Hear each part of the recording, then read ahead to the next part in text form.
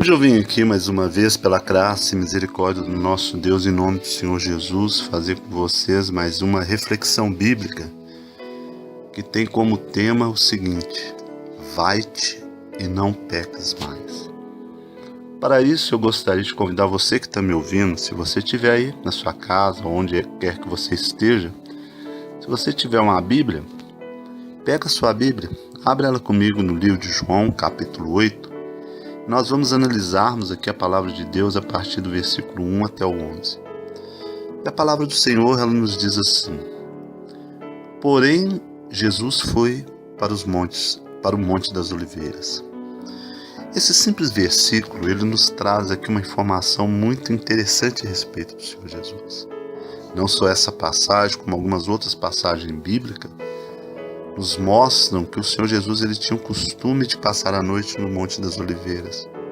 Há também muitos relatos bíblicos que ele, depois de um dia inteiro de trabalho, da pregação do Evangelho, de andar de uma cidade para outra, de um local para o outro, quando ele chegava ali, ele passava a noite orando ao Pai.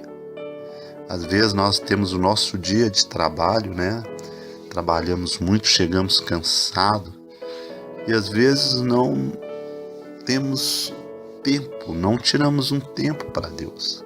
Não tiramos um tempo para fazermos uma oração. É porque estamos cansados, porque trabalhamos demais. Mas o Senhor Jesus, ele exercia um trabalho grandioso, de uma proporção muito maior do que nós exercemos hoje, E naquele tempo não havia carro, não havia ônibus, não havia essas facilidades que a modernidade nos dá. E mesmo assim, ele tirava tempo para orar ao seu Pai. Então fica aqui a primeira lição que o nosso mestre nos ensina. Já o segundo versículo em diante nos diz: E pela manhã cedo tornou para o templo, e todo o povo vinha ter com ele, e assentando-se os ensinava. Uma outra revelação maravilhosa a respeito do nosso Senhor. Está nos mostrando, está nos dizendo aqui que pela manhã cedo ele tornou para o templo. Significa que ele levantou cedo e foi trabalhar na obra do seu Pai. Ele tinha um compromisso com o Pai, de levar o Evangelho, de poder pregar a todas as pessoas, de realizar as curas, de realizar tudo aquilo que o Pai havia lhe mandado. E ele não fazia corpo mole para isso. Se o Senhor Jesus decidisse, por exemplo, trabalhar só na parte da tarde, até o anoitecer, era totalmente compreensível. Ele era o Filho de Deus e ele sabia o que estava fazendo. Mas a palavra de Deus nos mostra que ele não era assim. Nos mostrava que ele era um homem realmente trabalhador na obra de Deus. Ele levava a sério a sua missão. E aqui nós aprendemos mais uma coisa com ele. De que muitas vezes, às vezes na nossa vida pessoal, nós às vezes não levamos as coisas a sério. Às vezes poderíamos esforçarmos um pouco mais, poderíamos darmos um pouco mais de nós mesmos.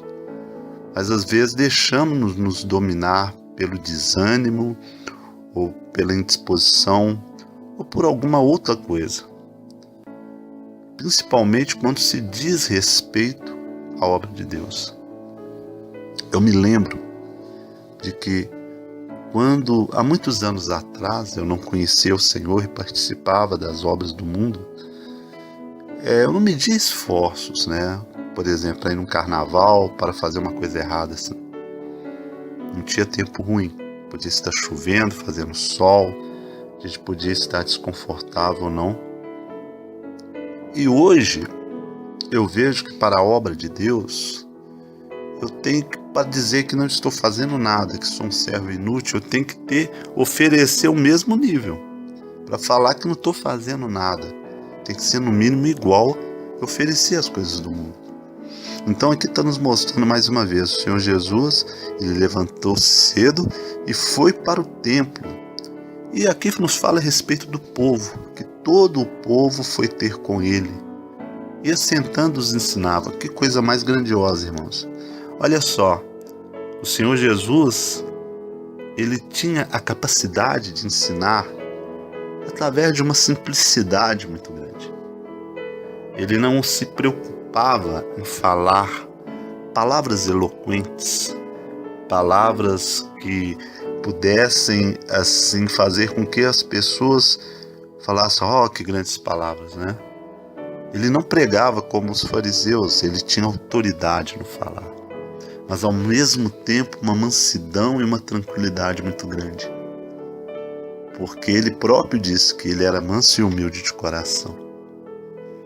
E ele ensinava não em cima de um púlpito, ele se assentava com as pessoas para poder as ensinar. Mas é muito importante que nós tenhamos a maturidade espiritual para também entendermos que se usarmos um púlpito para podermos pregar a palavra de Deus, não estamos fazendo nada de errado, não estamos pecando. O que um púlpito é?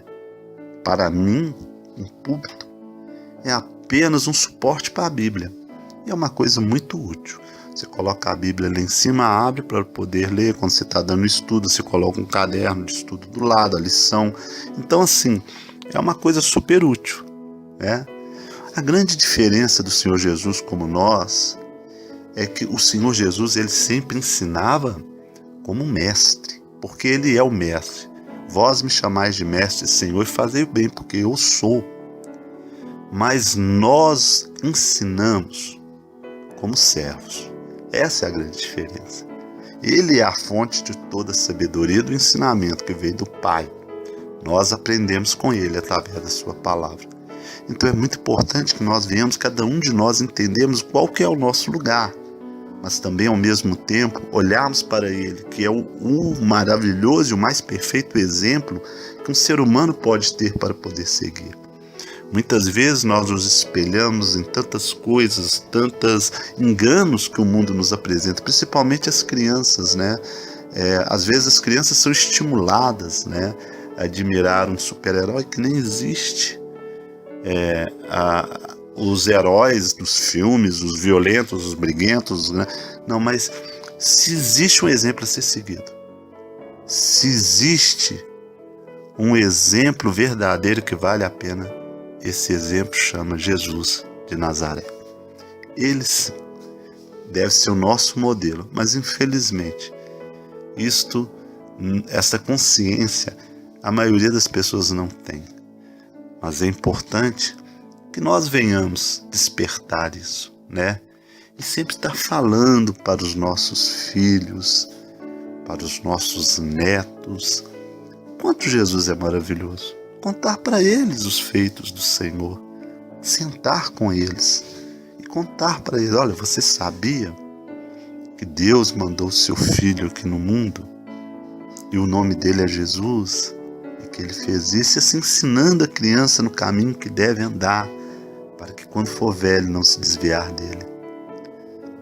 Aqui já no versículo 3 de João capítulo 8, nos diz: e os escribas e fariseus trouxeram-lhe uma mulher apanhada em adultério, e pondo-a no meio, disseram-lhe: mestre, esta mulher foi apanhada no próprio ato, adulterando, e na lei mandou Moisés que as tais sejam apedrejadas. Tu, porém, o que dizes? Nós podemos ver com uma profunda clareza que a preocupação dos escribas e fariseus não era fazer cumprir a lei de Deus, porque a lei a qual eles se referem, a qual Moisés disse, né? Essa lei não estava mandando apedrejar a mulher em adultério. A lei mandava apedrejar o homem e a mulher. Mas o objetivo deles não era ali obedecer lei nenhuma, não era ali fazer nenhum tipo de justiça, mas apenas pegar Jesus, tentar encontrar nele uma falha, tentar encontrar nele um motivo para poder acusá-lo, para poder dizer que ele estava indo contra a lei, para poder enquadrá-lo em algum ponto da lei em que a própria lei exigisse que se tirasse a sua vida. Porque aqueles homens, eles ouviam e ouviam a palavra de Deus, mas jamais se convertiam, porque o seu coração era endurecido para o Senhor. porque eles só conseguiam ouvir o seu próprio eu e mais ninguém. Porém, eles foram até Jesus. E aqui o versículo 6, João 8,6 diz: isto diziam eles tentando, para que tivessem de que o acusar. Mas Jesus, inclinando-se, escrevia com o dedo na terra. Veja bem, aqueles homens chegaram com toda certeza muito seguros de si. Talvez achando no seu próprio coração ou até comentando uns com os outros: dessa vez nós pegaremos ele. Dessa vez eles não terão saída, porque agora eu quero ver o que ele vai fazer. Se ele nos mandar apedrejar essa mulher, ele estará indo contra tudo que ele sempre ensinou, porque ele sempre prega o amor. Agora, se ele disser para não apedrejá-la, ele está indo contra a lei de Moisés. E aí, quem tem que ser punido é ele. Então, dessa vez, ele está perdido. Porém, irmão, o Senhor Jesus, ele tem uma sabedoria vinda dos céus, pois no livro de Isaías diz que sobre ele está o espírito de sabedoria,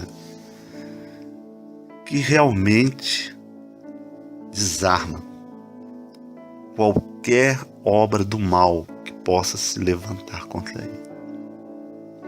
É essa sabedoria que ele dá aos teus servos, que ele dá a cada um de nós quando nós realmente estamos dispostos a obedecê-lo, a fazer a tua vontade, a seguir o teu caminho. E naquele momento, quando ele estava sendo tentado por aqueles homens, ele simplesmente se reservou no direito de escrever com o dedo na terra. Agora, uma coisa interessante, uma vez eu vi uma pessoa que não gosta de Jesus, dizendo que isso aqui tudo era uma mentira. Por quê? Porque se ele estava no templo e não havia lá um lugar dentro do templo que eles pudessem estar escrevendo com o dedo na terra, mas isso aqui é muito fácil de compreender. Ele estava na parte externa do templo, né? Ali reunidos com todos. E ele simplesmente se reservou no direito de ficar assim. Mas aqueles homens não gostaram do que ele fez. Então, vamos ver aqui como diz o versículo 7. E como insistissem, perguntando-lhe, endireitou-se e disse-lhes. Então, quer dizer, ele estava escrevendo com o dedo na terra e os homens insistindo na pergunta. Eu acredito que o Senhor Jesus deu aquela pausa, essa é uma opinião minha, posso estar errado. Foi só para poder ver a reação daquelas pessoas. Eu acho que aqueles homens estavam todos olhando para ele com um olhar de vitória. Dessa vez nós o pegamos. Desta vez nós vamos destruí-los. Desta vez não vai ter escapatória para ele. Mas você sabe qual é o seu maior inimigo? Você que está me ouvindo? Você sabe qual é o maior inimigo do homem? Eu vou te dizer claramente, não é Satanás. O maior inimigo do homem é o seu próprio eu. E foi este inimigo que o Senhor Jesus usou contra aqueles falsos servos de Deus. E aí, nos diz aqui no versículo 7, e como insistissem, perguntou-lhe, endireitou-lhe-se e disse-lhes, aquele que dentre vós está sem pecado, seja o primeiro que atire pedra contra ela. E tornando a inclinar-se, escrevia na terra. Simples assim. Veja bem, Jesus simplesmente colocou um espelho espiritual diante daqueles homens. Colocou um espelho para que eles se enxergassem. Eles viam aquela mulher como uma pecadora, porque ela foi pega no ato de adultério.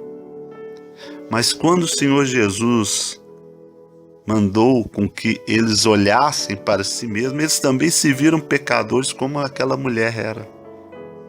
E o que eles fizeram? Quando ouviram isto, saíram um, a começar pelos mais velhos até os últimos. E ficou só Jesus e a mulher que estava no meio. Ficou só os dois ali. A mulher talvez estivesse de cabeça baixa, talvez esperando seu fim. Ela sabia o quanto eles eram impiedosos, porque eles cumpriam à risca isso. E endireitando-se Jesus, versículo 10, e não vendo ninguém mais do que a mulher, disse-lhe: mulher, onde estão aqueles teus acusadores? Ninguém te condenou? E ela disse: ninguém, Senhor.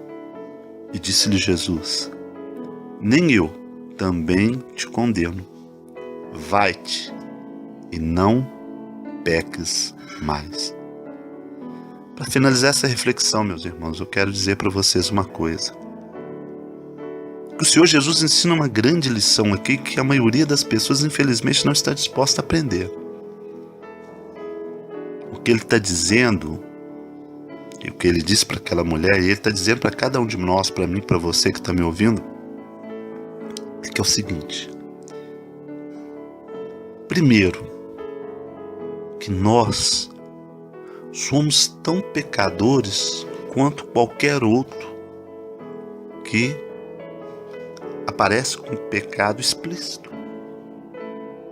Não é pelo fato de servirmos ao Senhor que somos melhores do que eles. Ah, mas sou melhor sim. Eu sou pecador. Eu não sou pecador, eu não pratico essas coisas, mas para Deus não há distinção de pecado.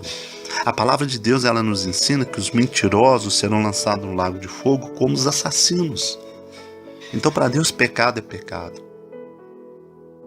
E se nós somos alguma coisa, não é por nós mesmos, é pela graça de Deus na nossa vida. Então o Senhor Jesus, Ele diz, Ele ensina aqui aqueles que querem aprender, que quando você estiver diante de um pecador, não condene. Olha o que Ele disse para essa mulher: nem eu tampouco te condeno. Nós não temos a missão de condenar ninguém. Ah, vou castigar, vou fazer isso. Eu não tenho missão para isso. Eu posso sim corrigir, mas tudo tem que ser feito com amor. Porque o amor é a estrutura do Evangelho de Cristo. Tem que ser feito com justiça, sim. Mas a justiça é baseada no amor. E Ele disse para aquela mulher: nem eu também te condeno. Vai-te e não peques mais. Talvez, eu não sei, o Senhor sabe, alguém que possa estar ouvindo esta reflexão possa ter cometido um pecado contra Deus, está profundamente arrependido, está sofrendo, talvez tenha sido descoberto, talvez esteja ao seu redor um monte de pessoas com pedras nas mãos que não estão nem um pouco interessadas em saber se você se arrependeu ou não, certo? Talvez alguém possa estar vivendo isso, talvez não. Mas se alguém estiver passando por isso, eu venho aqui dizer em nome do Senhor Jesus: vai e não peques mais. Peça perdão a Deus e Ele te perdoará. Se você ainda não se arrependeu, arrependa-se.